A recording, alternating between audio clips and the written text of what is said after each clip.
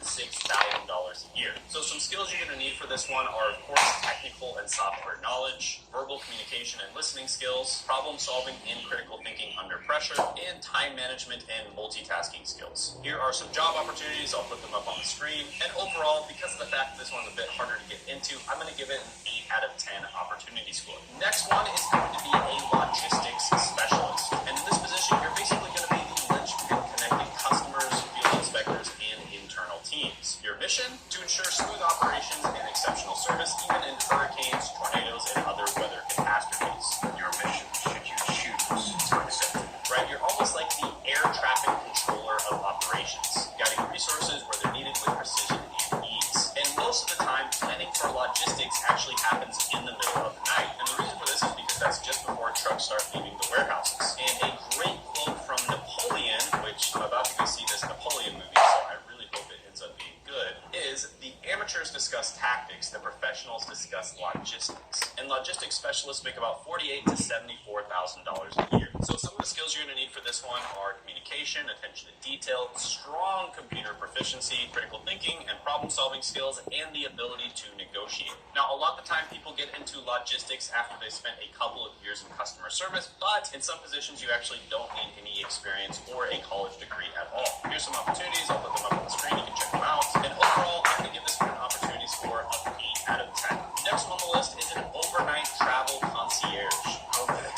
And basically, these are people who typically work with like rich people or executives, and you're not just going to be booking flights for them on their travels, but you're also going to be orchestrating everything else for them. So where they're going to be going, how they get from point A to point B, so you're going to be making sure they have transportation, making sure they're eating at really good restaurants and seeing really good sights if that's what they're trying to do, and booking all of it for them. Now in this position, you typically make about $36,000 to $57,000 a year, but because of the fact that you're doing it overnight, you're typically going to make a little more than that. This is also a super easy one to get into. It's especially good if you're already passionate about traveling. Here are some job opportunities. I'll put them up on the screen right now. I'll give this one an 8.5 out of 10 opportunity score. Next on the list is going to be a sports trading analyst. In this position, you're going to be analyzing sports data to make informed decisions, typically for betting purposes. You're also going to be contributing to competitor or industry analysis, and you may be carrying out customer service responsibilities in some cases. And fun fact, the earliest form of sports betting actually dates back to the ancient Greeks and the Olympics, where they would basically add on an extra layer of excitement by betting on the Olympic Games. Now, sports analysts make about $46,000 to $81,000 a year. And of course, the only prerequisite for this is you need to be someone who actually watches a lot of the sports, of course, so that you can kind of understand how they work. Here's an opportunity. I'll put it up on the screen. You can check it out. And overall, this one is pretty niche, so I'm going to give it an opportunity score of 7 out of 10.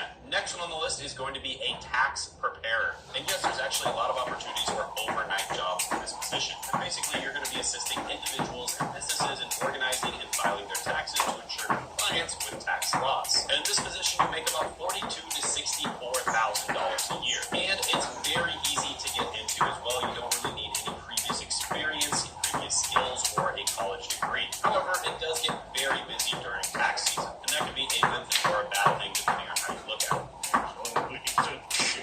So yeah, this one's a pretty good one. Lots of opportunities here. I'll give it an 8.5 out of 10 opportunity score. By the way, comment below which job in this video that you've seen that you actually like and you can picture yourself doing, and maybe I'll make more videos about that job. Next on the list is going to be an overnight data entry clerk. And this is basically an administrative employee that manages clerical tasks related to entering and updating data in a computer system. Now the salary here for data entry clerks is about $34,000 to $47,000 a year, but typically if you work overnight you can make even more than that. Here are some opportunities. I'll put them up on the screen. You can check them out. And overall, this one is going to be one of the lower paying ones, but it's also super easy to get into. I'll give it a 7 out of 10 opportunity score. The next one is going to be a fraud specialist. This is someone who investigates and sometimes prevents fraudulent activities in industries such as finance, insurance, and e-commerce. They analyze data, identify patterns, and use software to detect fraudulent activities. And a fun fact here is, did you know that the first case of credit card fraud happened in the 1950s? And of course, ever since then, it's been a cat and mouse game. And there are a lot of opportunities for overnight positions. And in this position, you'd expect to make about $40,000 to $59,000 a year. So this is one that does require a bit more skills than some of the other positions. It's still relatively easy to get into, though. You know, you probably want to be somebody who kind of likes to do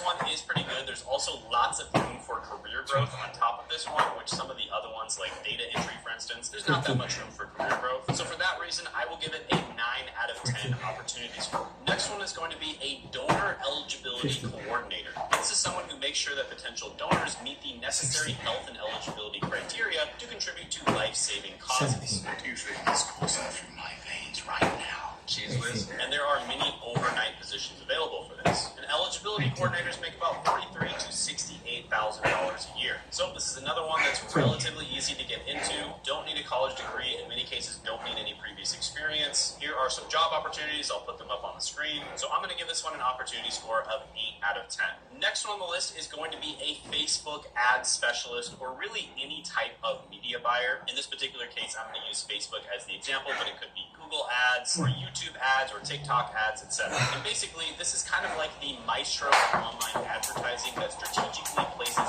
ads to target specific audiences on the world's biggest social media platform. Now, the range of pay here is going to vary greatly, but Facebook ads managers typically make about $46,000 to $75,000 a year. However, if you're more skilled, you can make much more than that. And there's a lot of opportunities for freelancing or even starting your own business. Here are some job opportunities. I'll put them up on the screen. You can check them out. Now, I really like this one, honestly, because sure, like the pay might be a little bit low when you first start, but there's just so much room for upward growth here. And it's relatively easy to get into. You can get into this one without any previous experience and without a college degree. Many people have. I've actually interviewed a lot of people on this channel. However, you do have to have some basic skills. So you're going to need to study up on how to actually do Facebook ads. And then you're going to need to make some kind of portfolio to prove that you have those skills. But overall, I'm going to give this one an opportunity score of 9 out of 10. Lots of opportunities for remote jobs at night. Next one is going to be a sales assistant. And this is somebody who basically handles inquiries, processes orders, and assists the sales team with things that happen late at night. So this is typically going to be for higher ticket products. So for example, in tech sales, you might be selling like $1 million contracts, and a company that you're trying to sell this $1 million contract to may email you or message you or even call you in the middle of the night. And it just looks better if you have someone there to take care of the inquiry. The amount will be $15 million. $15 million? Or at the very least, they can note it down and make sure that somebody follows up with them first thing in the morning. Okay, I'm listening. Let me get a pen. These are those little things that can really make the difference when it comes to actually closing the sale. And sales assistants make about $35,000 to $60,000 a year, and it's a really good gateway to get into better sales jobs. And you absolutely do not have to have a degree or previous experience to get into this role. Here are some opportunities. I'll put them up on the screen.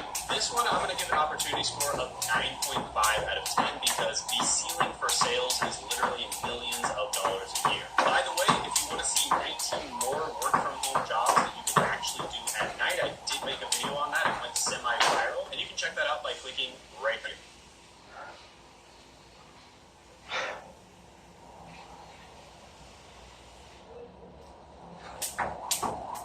While there are many mysteries with this one being displayed, there are some that remain somewhat obscure and very strange indeed. So here are 10 obscure but I think unexplained mysteries of the universe. Number 10. The Kuiper Cliff. The far outer solar system is a place that was once thought to be a frozen wasteland of sparsely distributed material where not much generally happens. This has turned out to not be the case. With the flyby of both Pluto and Ultima Thule and the discovery of numerous minor planets in the Kuiper Belt, things have gotten very interesting indeed.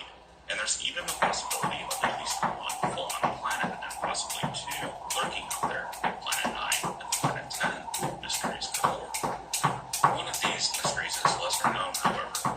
It's called the Kuiper Cliff, and it seems that at a distance of about 47.8 astronomical units, the number of objects present in the belt abruptly drops off. This may either be a cliff altogether or just a broad gap, and there may be more objects further out. The situation defies all predictions, which had previously stated that the number of objects out there should actually increase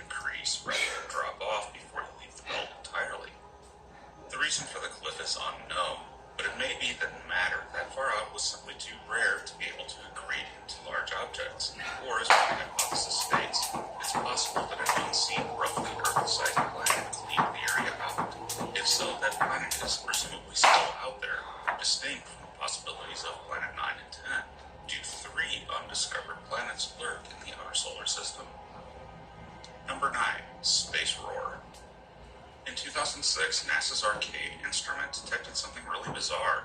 The instrument was designed to be mounted on a very high altitude balloon in order to get above most of the atmosphere and study how the earliest stars in the universe ended up. In July of that year, they detected a very strange radio phenomenon that to this day remains unexplained. Called space roar, this radio signal was 6 times stronger than what was predicted before the experiment launched.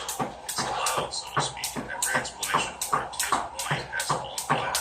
This included abundant radio galaxies, which are not abundant enough to account for it. Gas in the outer reaches of the Milky Way was also ruled out, as was noisy primordial stars. All that's known is that the source is very far away, dating from the early days of the universe. Past that, it's an unknown. Number 8. The flyby anomaly. One of the stranger phenomena when dealing with normally clockwork-like physics of the solar system is the flyby anomaly. One of NASA's major tools in sending out probes to explore bodies in the solar system is flyby gravity assist, where a close flyby of a planet gives a spacecraft a boost in speed. In principle, this process should be completely predictable in its behavior. The trouble is, it isn't. Instead, what happens is that the spacecraft gain greater speed than they should, and it's been seen in multiple spacecraft using multiple techniques, but it also doesn't always happen. The phenomenon was first noticed with the Galileo mission in 1990 as it swung past Earth. Yet, when it flew by Earth again in 1992, the anomaly was not so, though it may have been present but just lost the noise as that flyby was quite close. Other spacecraft to have experienced the effect include Cassini-Huygens, Mir, and Rosetta, yet the Messenger did not see it. The Messenger was different in that it passed at the equator, where all the others did not, which might suggest that whatever is responsible has to do with the Earth's rotation. Other spacecraft that did not see it was Juno in 2013, and in 2009 passed Rosetta, when the anomaly was specifically looked for but not seen. Possible explanations include a dark matter halo around Earth, problems with the network used to receive data from the spacecraft, or some misunderstanding within physics, though none of them seem particularly satisfying explanations, and the flyby anomaly remains a mystery. What else remains a mystery is that the effect is not usually noted with other planets. Whatever it is, it's some special in this regard. Number 7. MAD2X2. This object is quite the enigma. It shines at about 100 times brighter X-rays than our theory suggested something of its mass should be able to do. It was originally thought to be a black hole, but it isn't. Observations indicate that it's actually a pulsar, but if it is, then 2 questions arise. How can it remain stable, and where did it come from? The basic problem with this object is something called the Eddington limit, which places an upper limit on the brightness that something of a given mass, such as a star, should be able to produce. This pulsar simply violates it, very much so. And while there are a handful of other stars that also seem to violate it, the limit is really more of a guideline than any kind of a real limit. They don't do it to this extent. There must be something very special and crazy going on with this pulsar. But no one's thought of anything good yet to explain it. The best guess is that the geometry of the material falling into this pulsar along its magnetic lines is somehow rare and different from the pulsars, producing an effect that appears to violate the Eddington limit, but actually probably doesn't, at least as that limit is set up. It's just some kind of odd and very special circumstances producing a kind of illusion. How this situation came to be is not known, and given that MAD2X2 is the only known instance of this, then it must be some very rare circumstances indeed. Number 6. The lithium problem. While the element lithium famously tends to be the least interesting of the elements produced by the Big Bang, there is mystery surrounding it.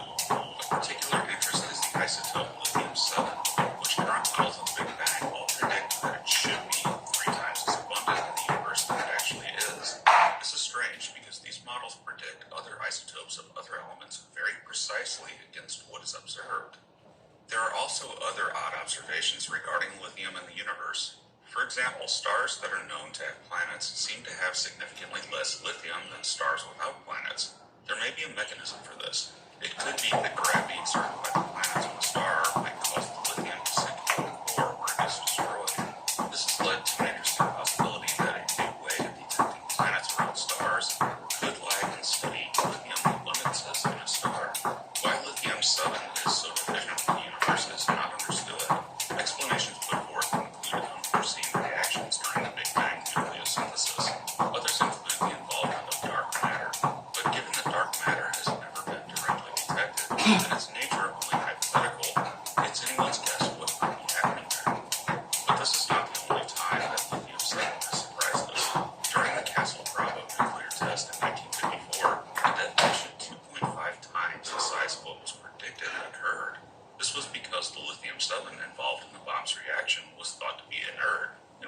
contribute to the reaction.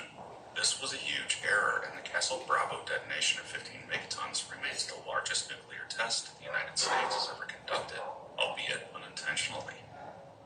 Number 5. How big is the universe? Within the universe exists a certain reality that's hard to fathom. There are parts of it that we, as humans, will never know and interact with. Entire galaxies and groups of galaxies, as far as we know, we have no hope of ever knowing about. This is due to the speed of light and the expansion of the universe. Eventually, over great distance, you get too much expanding universe for the speed of light to ever overcome it. So the assumption is made that there is more universe than what we can actually see, which we term the observable universe. The unobservable universe is, well, not observable. So it may be that we can never know how large it actually is. You can change this by traveling at relativistic speeds. Parts of the universe we're not able to see a shoot from you, but you are limited by the speed of light, so you can't ever overcome it enough in order to see an entire universe. This leads to an interesting conundrum. The question has to be asked if the universe is finite or infinite. If finite, then it may only be a small amount of the universe that we cannot see, or it may be significantly larger, or it could be infinite. We'll probably never know which is the case, but if it's infinite, then if you travel far enough, one might come across near carbon copy Earths, full of near carbon copy people, right down to you and me. If that's the case, then our billion question takes on a completely new meaning. Number 4, why is the sun's corona so hot? One problem in solar physics is why the sun's corona, its atmosphere, is millions of degrees Kelvin hotter than the sun's actual surface. This problem stems back to the early days of solar physics. Certain lines were seen in early spectra taken of the sun that led some researchers to suspect that they were actually seeing the absorption lines of an unknown element on the periodic table. It was actually even named coronium, but this turned out to not be the case, and in fact reflected known elements that were at very intense states of ionization. This in turn led researchers to conclude that the sun's corona was ridiculously hot, yet the surface of the sun is, in comparison, much cooler. The problem lies with the second law of thermodynamics, meaning that heat coming from the sun's surface can't flow directly to the much hotter corona enough to account for its temperature. In turn, this means that there must be another mechanism involved for transferring energy to the corona. There have been a number of theories to explain this that have been advanced, including a recent one that seemed to reveal braid-like structures in the corona. This led to a hypothesis that magnetic reconnection and these braids unraveling might produce the heat, but ultimately no one knows why the sun's corona is so hot. But we may be near to an answer for this one. One of the objectives of the currently active Parker Solar Probe is to look into this mystery, and we may well find an answer. Number 3, baryon asymmetry. We can make antimatter, but it's not easy or cheap. In fact, it's one of the most expensive substances on Earth, but we can't do it. And nature does it too. There is a fountain of some sort near the center of the galaxy that's literally shooting out positrons that annihilate when they hit normal matter, to the tunes of millions of tons of the stuff being out there at any given time. Antimatter exists, and we, and nature, can create it. But there's a deeper problem. While we do see antimatter being created in nature and in the laboratory, there seems to be no reason why the Big Bang should not have created just as much antimatter as matter. Baryonic matter, or normal matter, seems to have been made asymmetrically to antimatter. Trouble is, there's no reason why this should be. Neither the standard model nor Einstein's general relativity give any kind of reason why this arrangement should be. Instead, the Big Bang should have produced equal amounts of both, and they should have annihilated on coming into contact with each other. There must have been something that favored baryonic matter and produced some quantity more of it than antimatter. What this mechanism was and how it all came to be is unknown. But in the end, if you think about it, it digs directly into the origin of matter itself, something not often discussed. Matter can lead to life, and life leads to us. Had things been different, we could easily have been born of antimatter rather than baryonic matter, as the two are identical other than charged. Could there somewhere be anti-life? Number 2, ultra-high energy cosmic rays. One of the most mysterious and rarest phenomena we detect coming from space are known as ultra-high energy cosmic rays. These rays enter our atmosphere at very extreme levels of energy, most energetic particles known, as much as 1 million times that which we can produce in an atom smasher here on Earth. Problem is, the energies observed in these particles shouldn't happen. 14. The real question here is what's producing them. It must be some 15. kind of extreme environment, such as a starburst galaxy. 16. But if they are being generated by something very active 17. and distant, such as active galactic nuclei, then there's a 18. huge problem. They should only be able to travel 19. at these energies for about 150 million light years. Past that, they would be slowed due to the interaction of particles with the cosmic background radiation. Most extragalactic sources would seem to be too distant, yet we see them. Possible causes are that the sources for these particles are actually close, but seem a bit less likely, such as neutron stars with very strong magnetic fields. But if that's the case, why would the sources be so rare? Another are supernovas, accelerating particles to these energies. More exotic options include dark matter being converted by black holes and protons. But there's another problem. It seems that the higher energy the particle, the heavier it gets. This means that at high energy, the particles are protons, but at higher and higher energies, they have helium nuclei, then carbon, and so on. With one hypothesis stating that they might even go as heavy as iron. This is the exact opposite of what is expected. And more, heavier particles should be subject to even more scattered than normal cosmic rays, which tend to be so closely scattered that their sources can't be determined. Yet, with ultra-high energy cosmic rays, the scatter is much less, limiting the possibility of eventually determining a source. And it gets stranger. For these particles to exist, the source must be producing them close to its top possible energy. It's unknown what that kind of object could be. But secondly, there must be something about the circumstances of travel through space that allows these rays to maintain their energies. Another oddity is that at the exact energy that normal galactic cosmic rays stop, the ultra-high energy cosmic rays start. This may just be a coincidence, or there's either something wrong with our models of how particles in general behave, or how we detect them in the Earth's atmosphere, or it might be even more exotic, and at the highest energy rays, really heavier nuclei, protons just act like it. This gets into even more strange and speculative territory, such as the protons forming mini black holes in their initial collision, making them appear heavier. But that requires things we have no real understanding yet, such as large extra dimensions in the universe, which we have no indication even exist. But in the end, no one knows what causes such high energy particles in the universe. If they do turn out to be from distant sources, then we will have an even larger mystery on our hands, one that might even violate the laws of physics as we understand them. Number one, is it all even real? There's no question that the universe, in some respects, is a very strange place, one that we very well may never understand completely. And some aspects of it are so strange that it's led to some thinking that the universe may not be as it seems.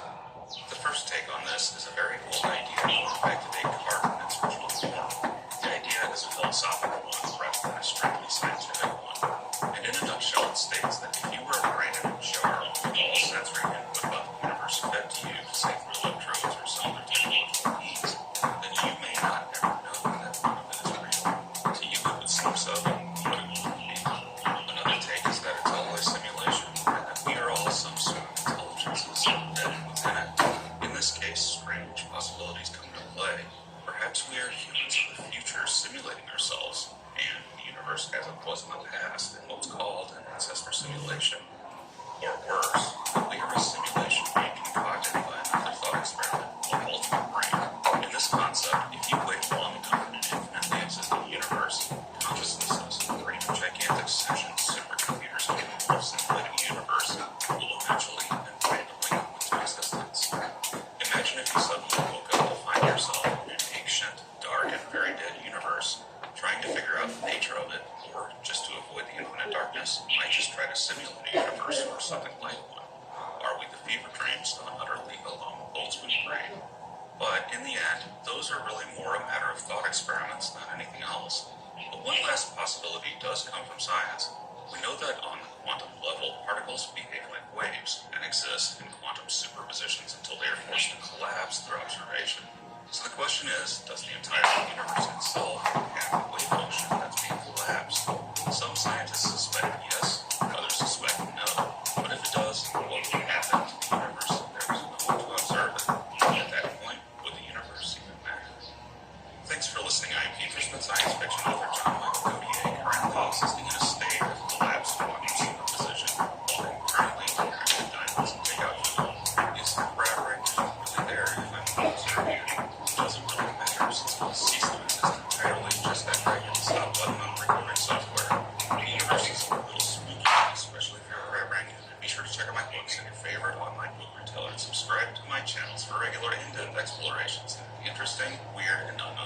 aspects of this amazing universe in which we live.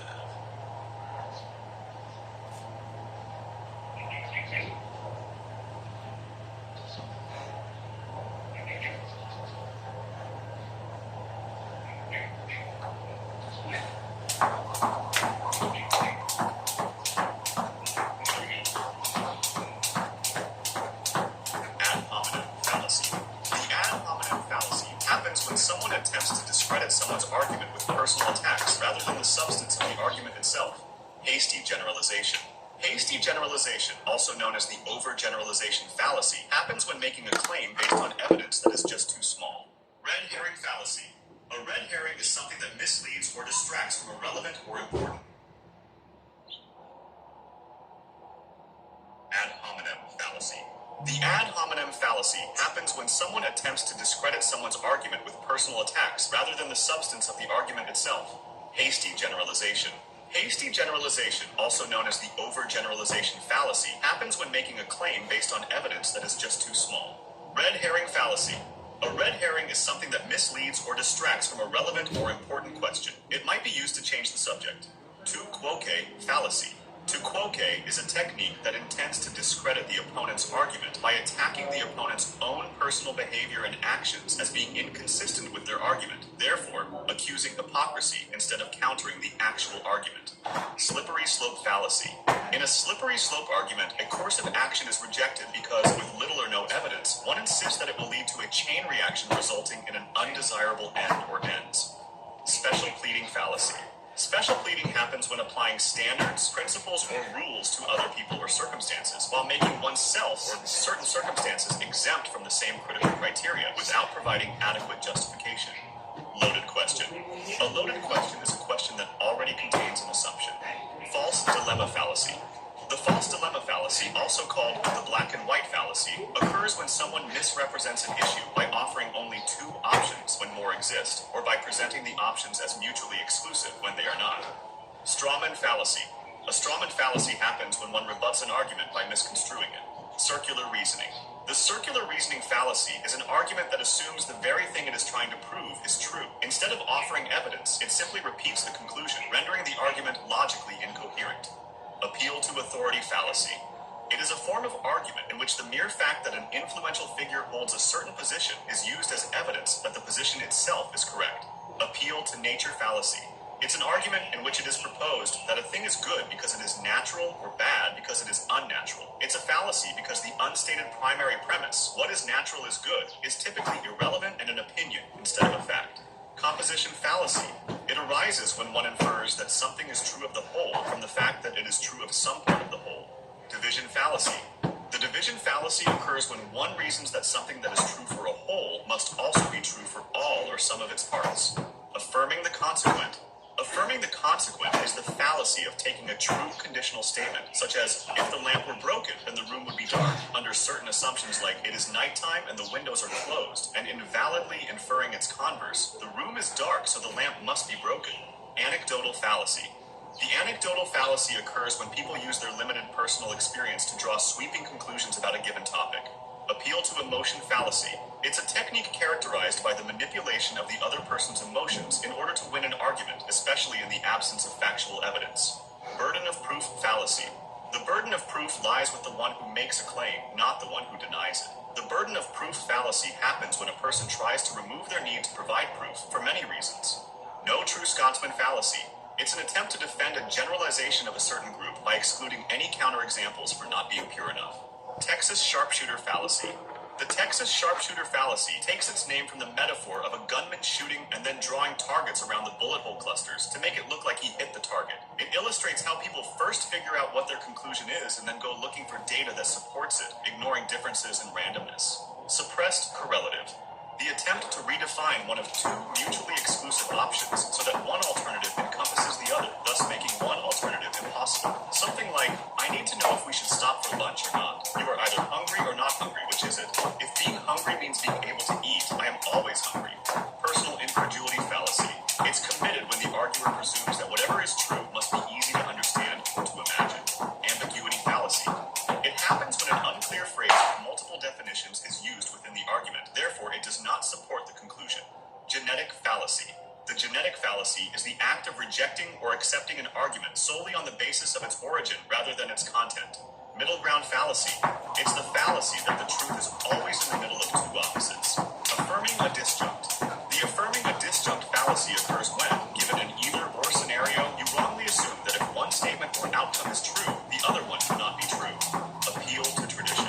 It happens when we ignore the evidence that we should change because we have been doing something for a long time. Sunk cost fallacy. The sunk cost fallacy is our tendency to continue with something we've invested money, effort, or time into, even if the current costs outweigh the benefits. Appeal to ignorance. It happens when someone asserts that a proposition is true because it has not yet been proven false, or that a proposition is false because it has not yet been proven true. Continuum fallacy. It's the argument that two states or conditions cannot be considered distinct or do not exist at all, because between them there exists a continuum of states. Equivocation. The equivocation fallacy refers to the use of an ambiguous word or phrase in more than one sense within the same argument. Faulty analogy. A faulty analogy is saying that two things are alike in other ways just because they are alike in one way. Denying the antecedent. Denying the antecedent infers the inverse from an original statement. It's something like, if you are a ski instructor, then you have a job. You are not a ski instructor, therefore you have no job. False cause. A false cause fallacy occurs when someone incorrectly assumes that something causes something else without enough proof, usually using just a correlation as proof. Definist fallacy. It happens when one defines a term in such a way that makes one's position much easier to defend. Ecological fallacy. Ecological fallacies assume what is true for a population is true for the individual members of that population. Etymological fallacy. Etymological fallacy is the faulty argument that the true meaning of a word is its oldest or original meaning. Quoting out of context. It's a fallacy in which a passage from a quote is removed from its surrounding matter in such a way as to distort its intended meaning. Context may be omitted intentionally or accidentally. False equivalence. It's a fallacy in which an equivalence is drawn between two subjects based on flawed or false reasoning. Historian's fallacy. The historian's fallacy occurs when one assumes that decision makers in the past viewed events from the same perspective and had the same information as those subsequently analyzing the decision. Inflation of conflict. It's the error of exaggerating the amount of disagreement in a field in order to invalidate claims in that field. Incomplete comparison. It's a misleading argument popular in advertising. Since the assertion is incomplete, it cannot be refuted. Ludic fallacy. It's a term used to describe how people mistake the kind of uncertainty found in games for the kind of uncertainty found in real life. For example, organized competitive fighting trains the athlete to focus on the game and, in order not to dissipate his concentration, to ignore the possibility of what is not specifically allowed by the rules. Moralistic fallacy. Making statements about what is on the basis of claims about what ought to be in violation of fact-value distinction. Nirvana fallacy. Comparing a realistic solution with an idealized one and discounting or even dismissing the realistic solution as a result of comparing it to a perfect world or impossible standard. Proof by assertion. It's a fallacy in which a proposition is repeatedly restated, regardless of contradiction and refutation. The proposition can sometimes be repeated until any challenges or opposition cease, letting the proponent assert it as fact solely due to a lack of challengers. Cherry picking. It's the act of pointing to individual cases or data that seem to confirm a particular position while ignoring a significant portion of related and similar cases or data that may contradict that position. Psychologist's fallacy. It's a fallacy that occurs when an observer assumes that his or her subjective experience reflects the true nature of an event. Reification fallacy. It happens when an abstract concept is treated as if it were a concrete, real event. Something like saying that evolution selects which traits are passed on to future generations, while evolution is not a conscious entity with will. Retrospective determinism. It's the thought that because something happened under some circumstances, it was therefore bound to happen due to those circumstances. Thought terminating cliche. It's a form of loaded language, often passing as folk wisdom, with the function of stopping an argument from proceeding further, ending the debate with a cliche rather than a point. Fallacy of the single cause. It occurs when it is assumed that there is a single, simple cause of an outcome, when, in reality, it may have been caused by a number of small causes. Appeal to the stone. It happens when a dismissal is made by stating or reiterating that the argument is absurd without providing further argumentation. Ignoratio elenchi. Ignoratio elenchi, also called missing the point, is the fallacy of presenting an argument that may or may not be logically valid and sound, but whose conclusion fails to address the issue in question. Circumstantial ad hominem.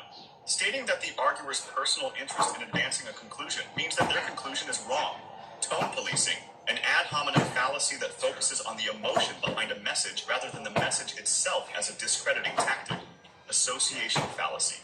It's the fallacy that asserts that properties of one thing must also be properties of another thing if both things belong to the same group. Appeal to accomplishment. It's kind of an appeal to authority fallacy. It happens when an assertion is deemed true or false based on the accomplishments of the proposer. Courtier's reply. When a criticism is dismissed by claiming that the critic lacks sufficient knowledge, credentials, or training to credibly comment on the subject matter. Appeal to consequences. It's an argument that concludes a hypothesis to be either true or false based on whether the premise leads to desirable or undesirable consequences. Appeal to novelty. It happens when a proposal is claimed to be superior or better solely because it is new or modern. Bulverism. It is the assumption and assertion that an argument is flawed or false because of the arguer's identity. Chronological snobbery. Chronological snobbery considers modern ideas superior to those from earlier ages just because they are modern. It's a form of appeal to novelty. I'm entitled to my opinion fallacy. When a person discredits any opposition by claiming that they are entitled to their opinion instead of logically analyzing said opposition. Two wrongs make a right. It's an argument in which an allegation of wrongdoing is countered with a similar allegation. Vacuous truth. A claim that is technically true but meaningless, such as claiming that no mobile phones in the room are on when there are no mobile phones in the room. Fallacy. It's saying that when an argument contains a fallacy, its conclusion must be false.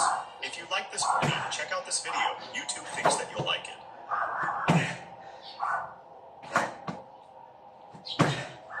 In this live self-defense training video, we're going to talk about police shortages, carry your own self-defense tool. I want you to use this simple self-defense tool. It's very effective.